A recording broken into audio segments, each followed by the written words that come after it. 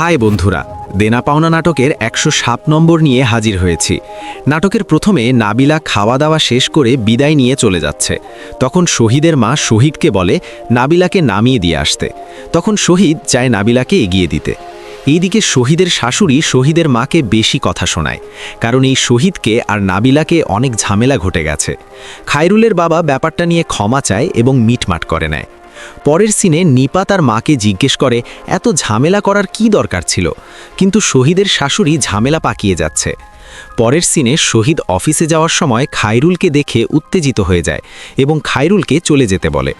এরপর শহীদের শাশুড়ি এসে শহীদকে বলে নাবিলার সাথে নবাবের বিয়ের প্রস্তাব দিতে। শহীদ তো অবাক হয়ে যায়। শহীদ ব্যাপারটা নিয়ে বিব্রতকর অবস্থায় পড়ে যায়।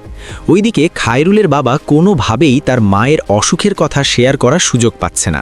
তাই খায়রুল আর খায়রুলের বাবা প্ল্যান করল অফিসে গিয়ে শহীদকে সব খুলে বলবে। পরে দেখা যায় শহীদের বাবা শহীদের অফিসে যায় এবং শহীদকে সব কিছু খুলে বলে। তার মায়ের কি অসুখ হয়েছে, এখন তার অপারেশন করা লাগবে, সব কিছু খুলে বলে। এই কথা শুনে শহীদ অবাক হয়ে যায় এবং কান্নাকাটি করে। খায়রুলের বাবা সবটা খুলে বলে চলে আসে। এদিকে শহীদ খুব ভেঙে পড়ে। শহীদের অফিস রুমে পিয়ন চা দিতে গেলে কোনো কারণ ছাড়াই তাকে গালাগালি করে। বাসার সমস্ত রাগ পিয়নের ওপর ঝাড়ে। পরে আবার সবটা বুঝতে পেরে পিয়নকে ডেকে ক্ষমা চায় আর কিছু টাকা বকশিশ দেয়। এভাবেই চলতে থাকে।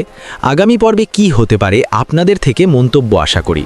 প্রিয় দেনা পাওনা নাটকের দর্শকবৃন্দ, আমার ভিডিওগুলো যদি আপনাদের ভালো লেগে থাকে দয়া করে চ্যানেলটি সাবস্ক্রাইব করে পাশে থাকবেন।